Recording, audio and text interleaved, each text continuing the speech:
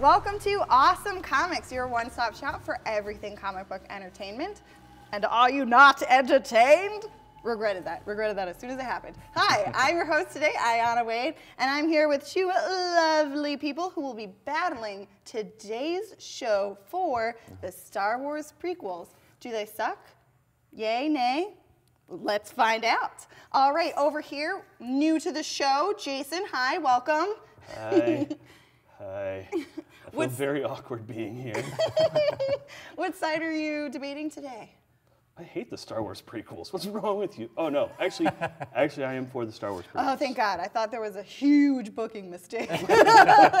You had to This is going to be a short episode. Short episode. Let's talk Bye. So you're four. Do you have a favorite? You know, and it's really funny because everyone I talk to after like the span of time has happened, my favorite's the second one, which apparently like everyone hates. That's like the one that's the most despised.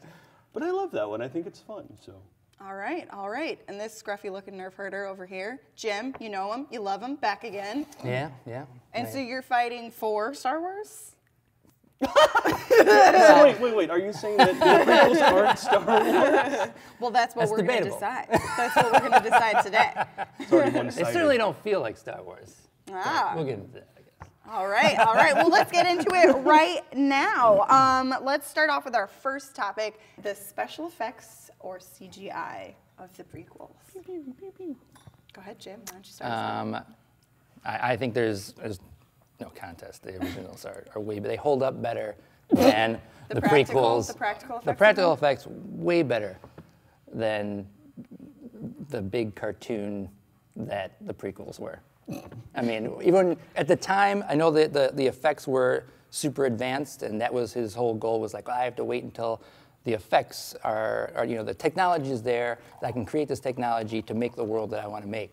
But it's so artificial and felt so unreal that there was no way to really immerse yourself in the world or in the characters, because every shot was like, they're not actually there. They're just standing on a green screen. They're not interacting with real things.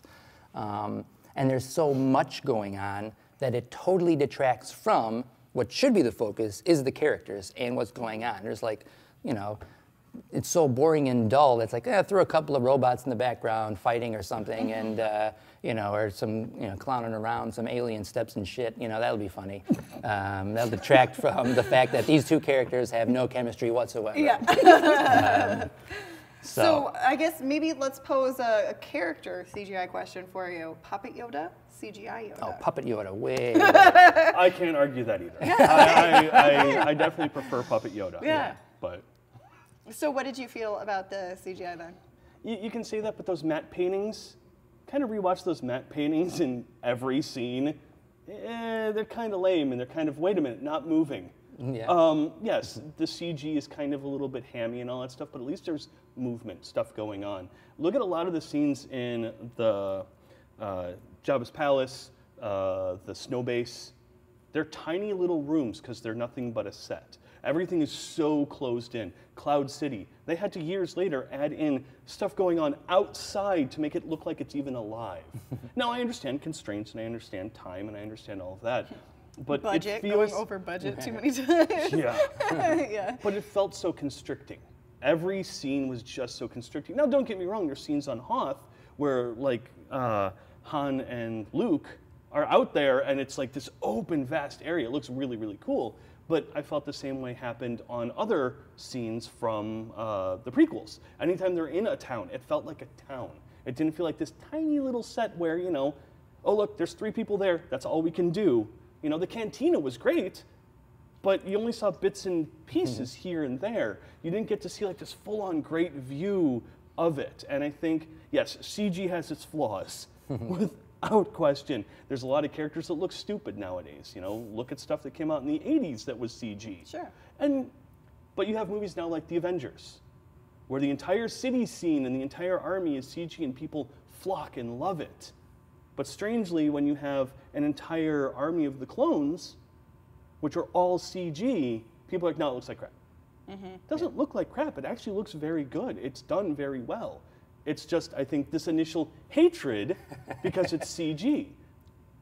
And practical effects sometimes work, sometimes don't. When you see, you know, a TIE fighter blow up and you kind of see the piece still kind of hanging there for a few seconds, it's like, it takes me out a bit. But then again, that's also the problem with the advent of DVD.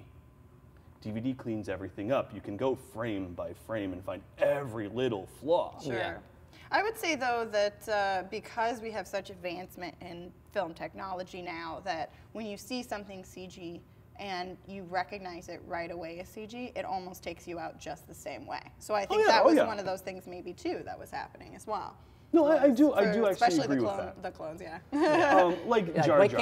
can't you make one clone trooper suit and put the guy in it and just duplicate him? Like, why do you have to make a CG clone trooper? You know what I mean? Money, yo. I can understand if you need to create an alien that no human being can play. Isn't that the same amount of money, though, in the long run, of having to pay an animator to spend like 60 hours to do it? Cut and paste. Have you not worked with paint? MS Paint, cut and paste, cut and paste. I have, in fact. Yeah. That's my Friday nights. Me and MS Paint. With Ringo Starr? Gets lit. I think it definitely speaks to also there's a reason why we're going back more to practical effects and makeup effects and actual sets and actual it stands props time. And stuff like that. Right. Yeah. It does look better. It's it adds some weight to what you're actually seeing on film. If you're looking at it and you know that that's a real thing, then you're a little bit more invested in that actual world. If you're looking at something and you know that everything is artificial, it doesn't hold as much weight. Now, from a horror standpoint, I'm a huge horror nut. I am all for practical effects over CG. When someone gets their head lopped off and it hits the wall, I want to see that fake head slap that wall, not some fake CG face hit and slide down. But when it's something like Star Wars, for me, I get lost in the world itself. And I think maybe that's where the difference comes in. When I went to see the prequels, I saw all 3 in the theaters, and every time I went, I got lost in it. I didn't sit there and watch it going, oh, this is a new Star Wars film. I'm going to check out this, and I'm going to look for this, and I'm going to look for that. And I think a lot of people did that. I think a lot of people forgot to just lose themselves in the movie. And yes, there's parts that will take you out, but that's the same thing with the original 3. There's parts that will take you out if you let it.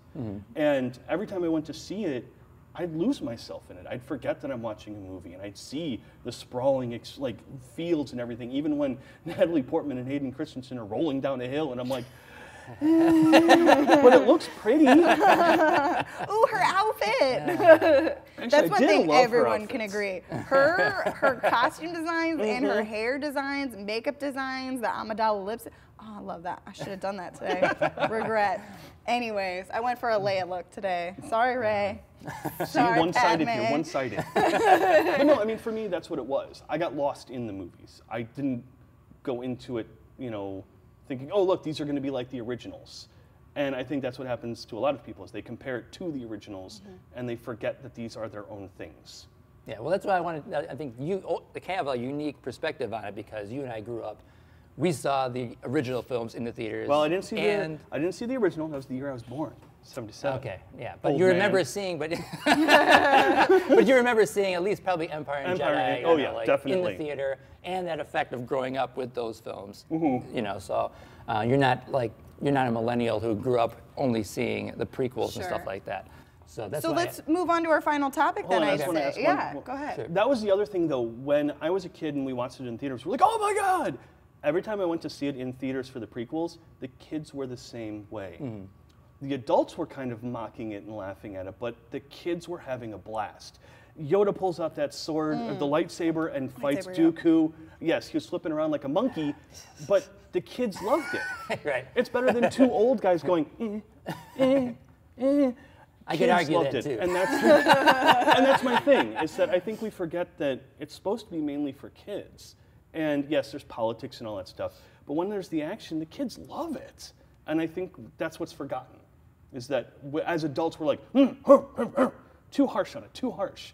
And we got to remember it's the kids that should be enjoying it, not us. I mean, okay, we should be, but at the same time, our hatred shouldn't overshadow what the kids enjoy. Right. Yes, but the original, when the original trilogy was released, it was for kids, but kids and adults enjoyed it for sure. Yeah. I believe it was Liz Lemon who said, the Star Wars, everyone has seen the Star Wars, except the actors, because they lived the Star Wars. It should be for all. Yeah. I think, focusing on kids is... Right. dangerous. Yeah. What about the children? No, but that's what I'm saying is that I think it should be for everyone. Sure. But us as jaded adults now, Right. we Just the don't bitter look at it ones who as a watch it. kid. We look Sure. at it as an adult now, and we're like, you know. Sure. And I just fell back into that kid mode. I was like, oh, I'm having fun again, yay! All right. Well, then I was going to say, let's move on to our final topic of like what the prequels have done for the franchise as a whole. Ruined it. Yeah. I was waiting for you to Completely say that. It ruined it for me. I'm not going to go as far as to say like, oh, it ruined my childhood or whatever. Sure. That's bullshit. But absolutely, it took me out of those films. Took me out of the Star Wars universe. They didn't feel like they fit. They felt like completely separate. It felt like a completely separate universe and different characters and stuff like that. It didn't feel like it meshed it all into the original trilogy. So for a long time, I kind of was like, I was more of like I went from an avid Star Wars fan to kind of a closet Star Wars fan. And I feel like with the recent films and stuff like that, I feel a little bit more like I can be a Star Wars fan again. Like, you know, like, all right, well, it's kind of, they're feeling more like Star Wars films, the films that are coming out now. And partly because it's harking back to that, they're you know, there's CGI, but there's a good marriage between practical effects and real things. And I don't know. I can understand, though, your point about the younger generation growing up, and that's what they have. Like, that's what they grew up with. And if I was, you know, a kid growing up with that, I probably would feel the same way. Like, all right, yeah, I understand. Like, yeah, this is the Star Wars I grew up with. But they just don't hold up. I think as you get older, I don't think you're going to look at it in the same eyes as you will. The original trilogy has really lasted the test of time. You know, it's over 30 years that these films, almost like, well, 40 years. 40. Jesus Christ. Hello. Next year is 40. Yep. Damn, I'm old.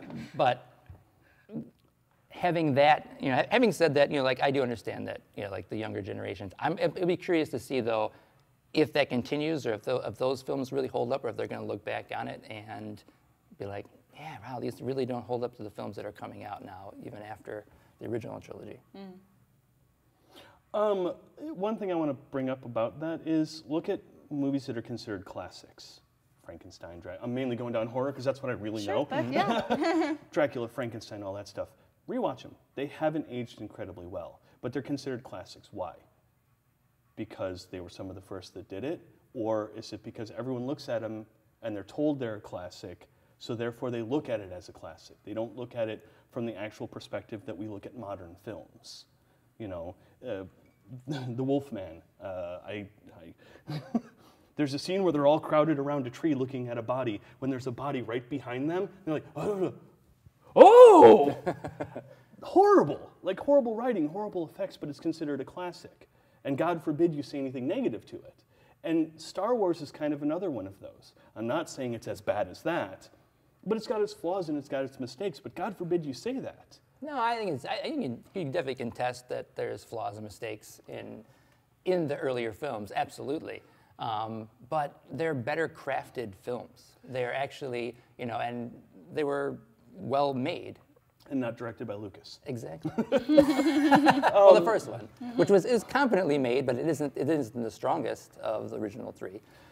My son, who's 22, God, I'm old, he grew up with the Star Wars, the prequels, and he watched the old ones, and he's read every single novel, and he's read almost all the comics. Like, he's an actual, like, collector of the novels and the expanded universe and all that stuff. He loves the prequels because that's what he grew up with, and even looking back on them now, he still really enjoys them. So do they hold up? Eye of the beholder. That truly comes into play. We're going to look at it, and we're going to find all the things we found really stupid about it. Kids are going to look at it and be like, oh my God, that was awesome. Think about how many crappy movies we watched like when we were kids that we look back and go, oh my God, I love that movie. The Explorers is great, phenomenal. And I love The Explorers, but oh my God, it's not all that great. Yeah. And I think Star Wars changed the face of movie making. It did a whole lot for it, but I think a lot of times that overshadows, you know, puppet Yoda flopping around in a backpack while Luke's doing flips. You know, it's neat, but at the same time, it's a freaking puppet going. I prefer that though to you know, Kung Fu Yoda who's flipping around all over the place. I don't know, they're both flopping around. Yeah. So.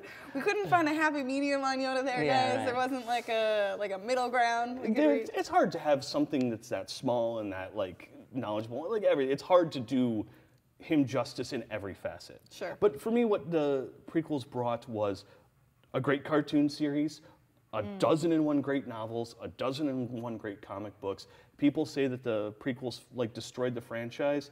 Hell no.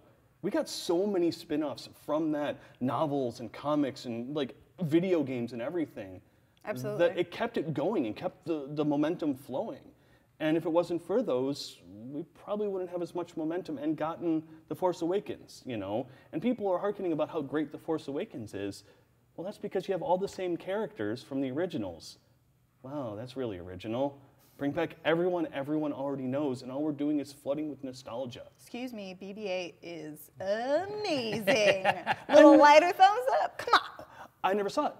I have yet to see Force Awakens because it doesn't interest me. Well, this conversation is to be continued. Fine.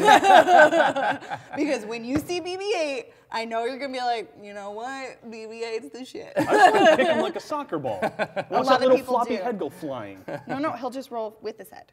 It's magnetic. No, You'll kick him see- in the air and then you'll he'll cut it off with a sword.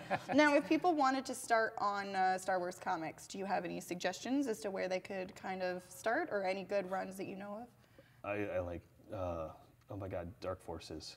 Dark Empire? Dark Empire. Yeah. Oh my God, it's been a while since I've read the comics. Yeah, Dark Empire is great. Because that's just one of those where it really brings down. The But second that's one's very interesting okay. because that continues those story with those characters and those original characters. You just said like that doesn't interest you. Yeah, but I also like Knights of the Old Republic stuff. Okay. Especially there's a character named Jory, which is my wife's name, and it's actually spelled the same. Yeah. Actually, one of my favorite novels is the Darth Bane series. That's a phenomenal series. I wasn't huge into the comic series because they're so expensive. They're all over the place. Novels were a lot easier for me. But yeah, Darth Bane is phenomenal. That's a really good one. It's dark. It shows how the Sith went from being a giant academy to just being down to just master and student. It's great. Awesome. Cool. Awesome. Well, guys, we'll go ahead and wrap this up. Where can we find you on social media if people want to connect with you? I'm not social. I hate people. People suck. Computers. I have a website called forcedviewing.com. Me and my friends, we write reviews of horror movies. It's all text-based. Don't look for videos. don't think we're all neat and flashy like these people. These guys are good. We're terrible. And a lot of it's not safe for work. We have a lot of naughty language and sexual talk and stuff. Please be careful. So good, check that out. Jim, what about you? You can find me on Facebook at Jim J. Raz. And yeah, I'm on Channel Awesome in many aspects. I That's guess. right. Yeah, you can always catch us here at Channel Awesome. Go ahead and like the Awesome Comics Facebook as well. We put up an exclusive Facebook video for you guys every Thursday, so make sure and go ahead and give that a like. Thank you for liking this video. If you want to see more content, go ahead and let us know in the comments down below. And let us know what the prequels did for you in the comments. Did you like them? Did you not like them? Are you looking forward to a certain Rogue One story? I know I am. So let us know in the comments down below what you think. And yeah, we'll talk to you guys on the next page. See ya.